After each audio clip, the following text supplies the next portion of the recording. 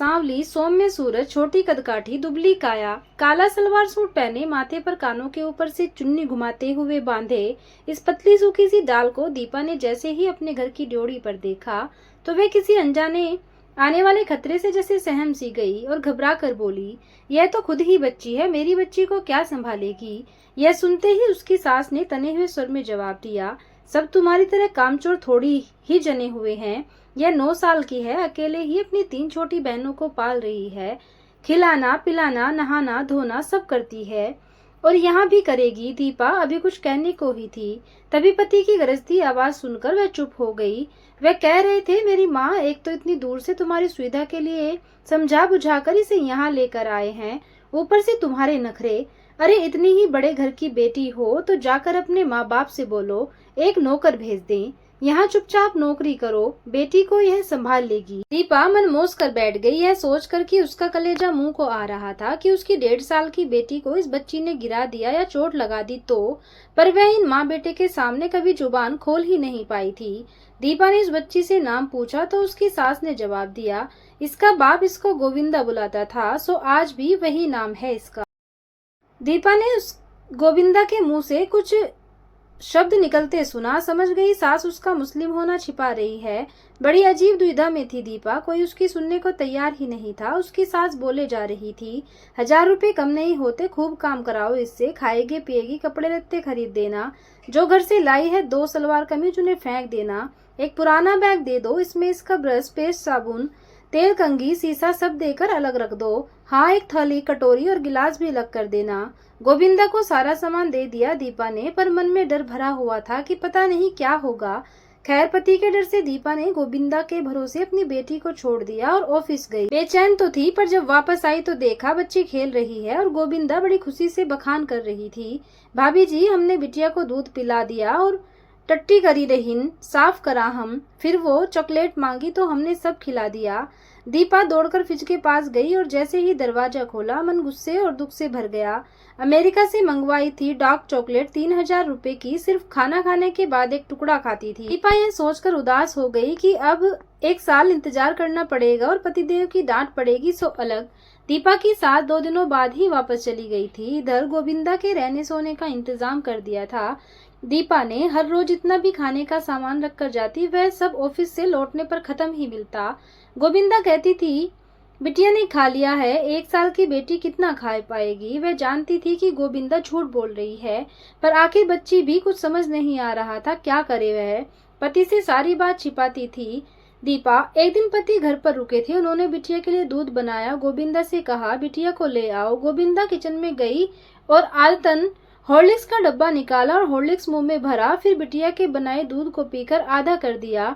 अभी वह दूध पीकर उसमें पानी मिलाने को ही जा रही थी, तभी पति ने देख ली। वे जोर से गरजे। गोविंदा सहम कर दरवाजे की तरफ मुड़ी। पति काफी गुस्से में थे, उन्हें क्रोध आया कि रोज गोविंदा सारा दूध पीकर और बेटी को पानी मिला कर देती है। हॉर्लिक्स भी मुंह में चिपका हुआ था। पति ने फ्रिज खोलकर देखा, सारी चॉकलेट फल सब खत्म थे, कोई नमकीन बिस्किट का पैकेट भी नहीं मिला। वे गोविंदा के बैग में चेक करने लगे, कई चॉकलेट के रैपर, नमकीन, बिस्किट, फल आदि उसने बैग में छिपा रखे थे। बैग की एक जेब में से बहुत सारे पैसे भी निकले। गोविंदा सारा सामान चुरा कर बैग में रखती थी और रात को छिपा कर खाती थी। इधर बिटिया के नाम पर भी सारा दूध और खाना खत्म कर देती थी। दीपा के पति ने गुस्से में गोविंदा का हाथ पकड़कर जोर से झटका दिया। गोविंदा का सिर किचन के स्लैब के कोने से लगा और खून की धारा बह निकली। दीपा के पति घबरा गए, उन्हें कुछ समझ ही नहीं आ रहा था। तभी दीपा ऑफिस की गाड़ी से वापस आई, घर का ताला चाबी से खोला और अंदर घुसते ही चारों तरफ खून देखकर वह डर गई। उधर गोविंदा बाथरूम में सिर पकड़कर पानी का नल खोलकर उसके नीचे बैठी थी। खून बहता ही जा रहा था। दीपा ने झट से उसे पकड़कर बाथरूम से बाहर खींचा और उसके सिर में एक पुराना तौलिया जोर से दबाकर बांध दिया। कुछ पूछने और सोचने का समय नहीं था, पति परेशान दिख रहे थे। दीपा ने झट अपने डॉक्टर मित्र, जो कि पास में ही रहते थे, को फोन किया और पति से गाड़ी निकालने को कहा। पति ने गाड़ी निकाली। दीपा गोविंदा का माथा पकड़कर बैठ गई और अस्पताल पहुंचते ही डॉक्टर ने गोविंदा के सिर पर टाँके लगाकर सफाई करके पट्टी बांध दी। डॉक्टर ने पूछा, चोट कैसे लगी। दीपा पति की तरफ देखने लगी, तभी गोविंदा कहने लगी, भाभी जी हमसे गलती हो गई, हम आपसे झूठ बोलते रहे कि बिटिया सारी चॉकलेट और खाना खात रही, हम खुद ही खा जाते थे सब कुछ। आज भैया जी ने दूध बनाकर रखा, हमारा मन कर गया सो हम पी लिए हैं, हॉर्लिक्स भी खा लिए हैं, हमने आपके पर्स में से कई ठो रुपया भी लिए हैं। भाई जी हमको हाथ पकड़कर बाहर खींचे किचन से, हम अंदर भागी, डर के हमारा माथा स्लैब पर लग गया और खून निकल रहा बड़ी देर से। पर डॉक्टर ने कहा कि इसकी माथे की चोट बहुत पुरानी है और खुला घाव है इसके सिर पर। गोविंदा से डॉक्टर ने पूछा कि यह पहले की चोट कैसी है, तो वह बोली, डॉक्टर साहब हमारा भैया 1000 रुपया कमा कर लाए रहा, हमने देख लिया, वो अलमारी में रुपया रखी रहीन, हमने रुपया ले लिया और चॉकलेट दाल मोट खरीद ली। दुकानदार सारा पैसा लेकर हमें बस 2 चॉकलेट और 1 दाल मोट का पैकेट दे रहीन। हमरे बब्बा ने देख लिया सो हमको खूब दौड़ा कर मारे, हम सीढ़ी से गिर गए और कपाड़ फूट गया, पर कोई दवा नहीं दिए हमका। बहुत दिन बाद घाव सूखा, पर चोट लगने पर फिर से घाव खुल जाता है। दीपा और डॉक्टर चुपचाप बैठे रहे। दीपा ने पैसे देने चाहे पर डॉक्टर ने मना कर दिया, बोले रहने दो पैसे, इसे घर भिजवा दो, मुसीबत मोल न लो। दीपा गोविंदा को लेकर वापस गाड़ी की ओर मुड़ी, अंधेरे में उसे दिखा ही नहीं और उसका पैर खुले सीवर के गड्ढे में चला गया।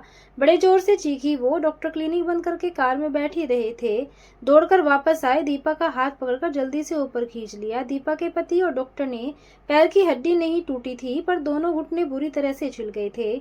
बड़ी कोफ्त हुई दीपा को, गोविंदा का इलाज करवाने आई थी, खुद ही घायल हो गई। किसी तरह से दर्द बर्दाश्त किया, घर आकर दवा ली और ऑफिस से 3 दिन की छुट्टी। बड़ा थकान भरा दिन था, दवा खाते ही नींद आ गई दीपा को। सुबह जोर जोर से दरवाजा खटखटाने की, दरवाजे की घंटी बजने की आवाज आई। दीपा ने घड़ी की ओर देखा, 5 बज रहे थे। किसी तरह से उठकर दरवाजा खोला। पड़ोसी की लड़की रमा थी, जोर जोर से बोले जा रही थी, भाभी आपकी गोविंदा एक काले रंग का बैग लेकर बालकनी से कूदकर सुबह सुबह भाग रही थी, हमने खुद को देखा उसे, वह उस तरफ कहीं गई है। बड़ा गुस्सा आया दीपा को। पड़ोसी चुपचाप भागते देख रहे थे, उसे रोक नहीं सकते थे।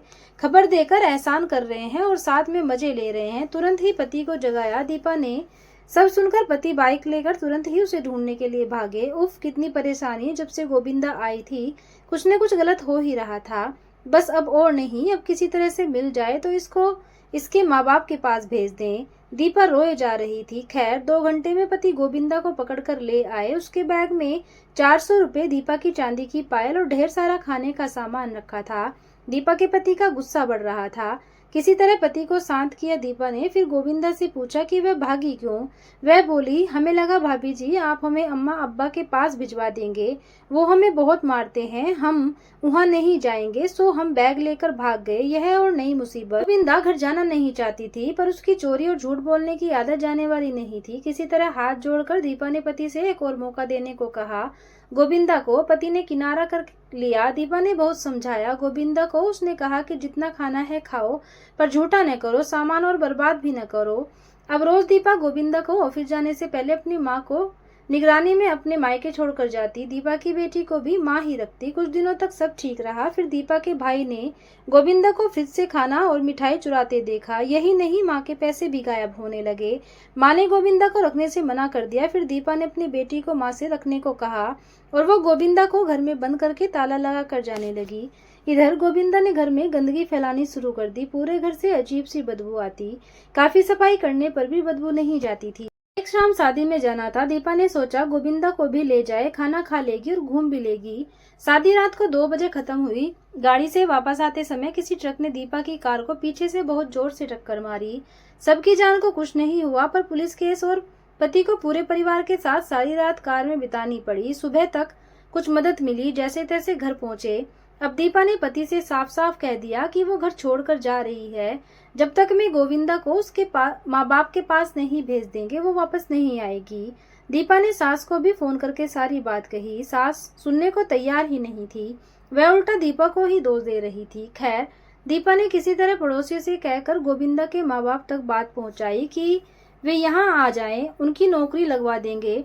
दीपा नौकरी के लालच में अपने सारे बाल बच्चों के साथ गोविंदा के माँ बाप आ पहुंचे। अपनी माँ के घर में ही रुकवाया दीपा ने। सबको इधर गोविंदा के लिए कपड़े खरीदे, उसे पैसे दिए। तभी दीपा के पड़ोसियों ने गोविंदा को अपने घर पर पुराने कपड़े देने के लिए बुलाया। दीपा ने भेज दिया। थोड़ी देर बाद गोविंदा ढेर सारे कपड़े और मिठाई लेकर आई। दीपा ने कहा, चलो गोविंदा, तो मेरे माँ बाप आए हैं, मिलवा दूं। दीपा फ्लैट से नीचे उतरी तो पड़ोसी के घर में हल्ला मचा था। उनके 2 साल के पोते के हाथ में पहनाया सोने का कंगन गायब था। वो सब ढूंढने लगे थे। दीपा ने भी उनकी मदद करने की सोची।